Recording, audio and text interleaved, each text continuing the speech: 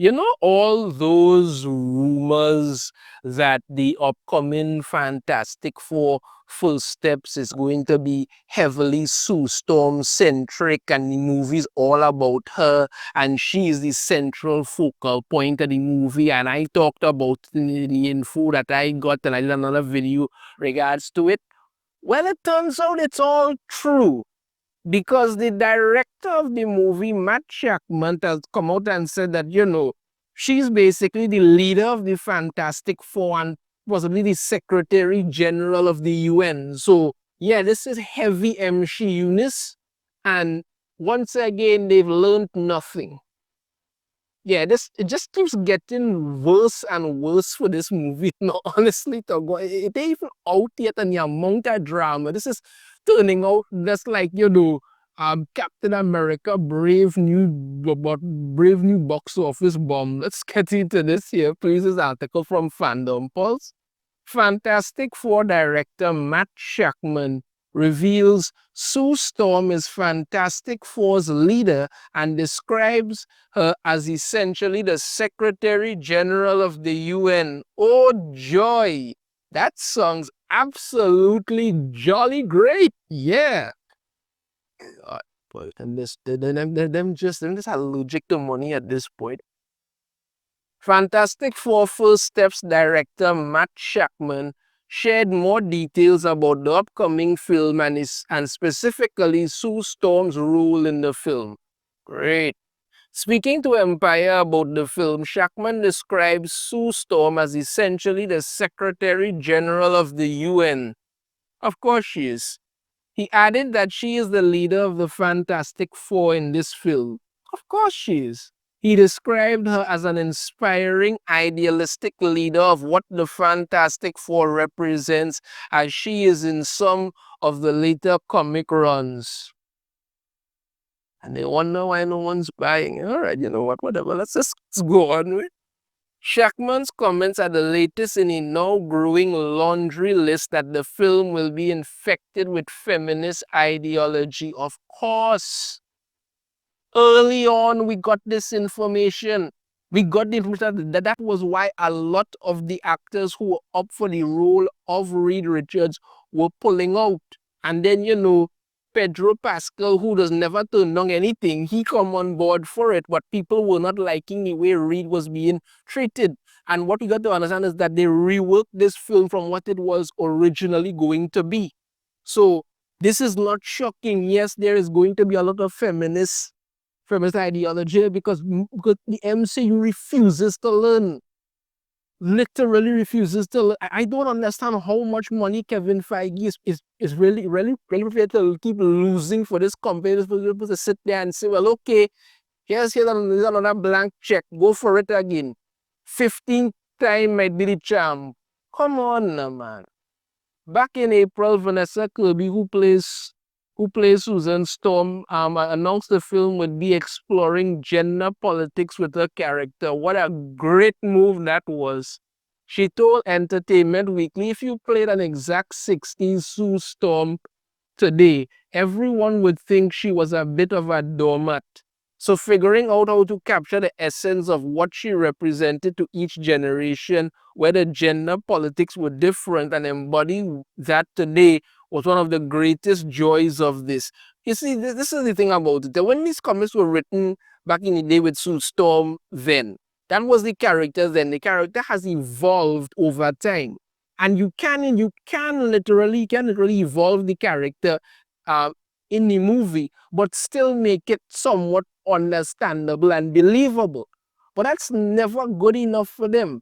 They always want to make it seem like, this woman has to be larger than life and all of this stuff. I'm not saying she can't do things. I'm not saying if she wants to be a part of the UN, sure, she can be a part of the UN. But I mean, like, Sue Storm is a doctor and a geneticist, and also we could do things with that. But no. You have to play her while downplaying the actual leader of the Fantastic Four, Reed Richards. But why not? Kirby also added in the interview, one of the things I love most from Sue's history is when she becomes Malice and all her dark stuff comes out. Wait. Oh. I don't read that again. One of the things I love most from Sue's history is when she becomes Malice and all her dark stuff comes out. I was obsessed with that chapter of her life. So I wanted to make sure that there were tons of malice in there with her, that she wasn't just the stereotype of a goody sweet mother. So you want to bring Malice, the time when Sue Storm's darkest, most evil inhibitions and personality came out and tried to murder her teammates. One of the most disturbing times in her life. You wanted to bring that into the movie. I'm not making this up here. This is what Vanessa Kirby says. She is obsessed with that and wanted to bring it into. Now, for anybody who doesn't know who Malice is, right? This is Malice here, right? I'll go try a brief history of it here. Malice is the manifestation of the dark side of the Fantastic Four's Invisible Woman. She was brought to life by the Psycho Man's hate monger during an attack on New York City. As Malice, she was forced to attack her teammates in the Fantastic Four until ultimately Mr. Fantastic used mental abuse to force Sue's regular personality to reassert itself. When Sue attempted to get revenge against Psycho Man and the hate monger, the former retreated back to the microverse while the latter was slain by the scourge of the underworld. Sometime later, when Sue and her husband joined the Silver Surfer on a mission to recover the Infinity Gems from the Elders of the Universe, Sue's Malice persona began coming to the fore. Malice attempted to gain control of the Soul Gem for herself, but was defeated when she was briefly subject to its powers, allowing Sue to regain dominance once again. Not long after this, during the Infinity War, Malice warred within Sue's mind for supremacy of her body instead of ultimately defeating her. Defeating her foe, Sue took a gamble and merged with her Malice personality, hoping to put these conflicts to rest. This caused Sue to become more prone to angry outbursts and a more violent use of her powers, as well as starting to wear a more revealing costume. You see, so this is what Vanessa Kirby wants, right? She is obsessed with Sue Storm's dark, menacing personality coming to the forefront and trying to murder her teammates, and she thinks this is a good thing and wants it to put this into the movie. I feel like, what the hell? God, we'll continue on it. I've always been really interested in the mess of femininity and how can you be both? How can you be all the things, not just the tough, invisible, powerful woman, but also a mother who gives birth, which is itself a superhero act. She continued. I love that these characters are real humans in a messy family who argue and try to work it out and get things done. And when they don't get it done, she turns into Malice and kills them. Yeah, that sounds perfect. Yeah, really, really perfect. The film has also sex-swapped Silver Surfer with actress Julia Garner playing the character. Speaking to Entertainment Weekly, Garner shared that she was surprised she was cast as a sex-swapped Silver Surfer, given she knew the character was male. We met up at some restaurant in Burbank or something, I don't even remember, but I knew it was for the Fantastic Four, Garner shared.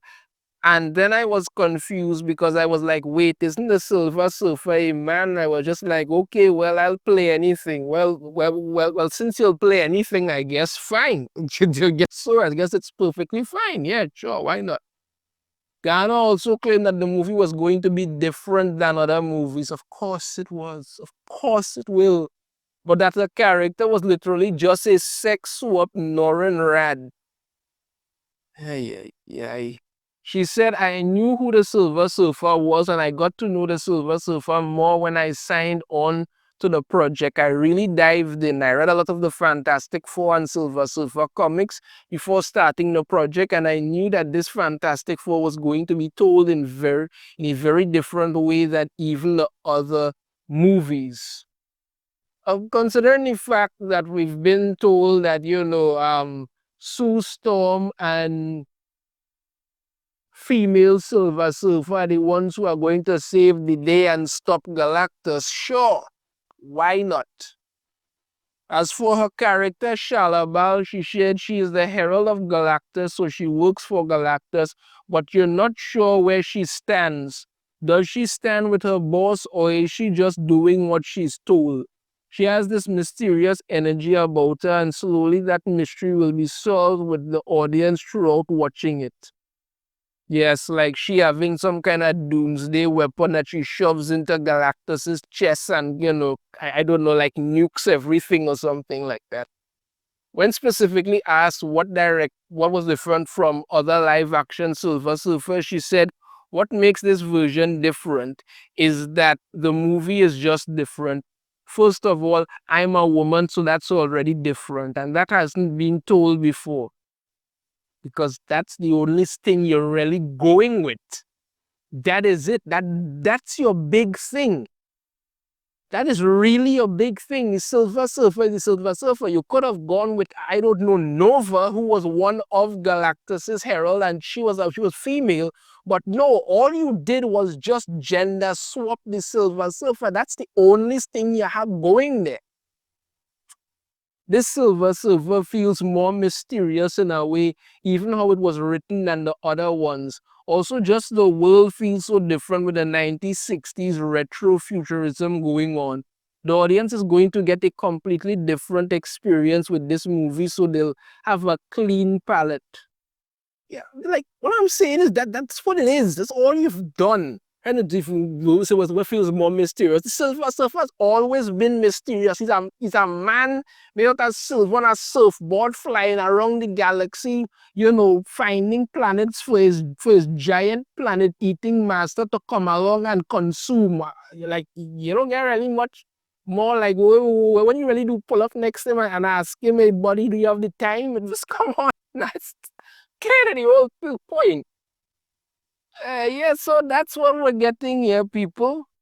Sue Storm is the leader of the Fantastic Four and also basically the Secretary General of the UN. The Silver Surfer is more mysterious and different because now the Silver Surfer has breasts. And apparently they're going to team up to stop Galactus because it's all girl power all the time. Yes, the MCU is alive and well. That's what we're getting here. This ain't boding well for this movie at all, people. It's really not boding well for this movie at all. I tell you. Let me know your thoughts on this in the comments. If you have a different opinion, I'd love to hear it. If you like the video, should hit that thumbs up. Subscribe if you haven't already. Ring the notification bell to be notified every time I put out a new video. And I shall see you all next time. Take care.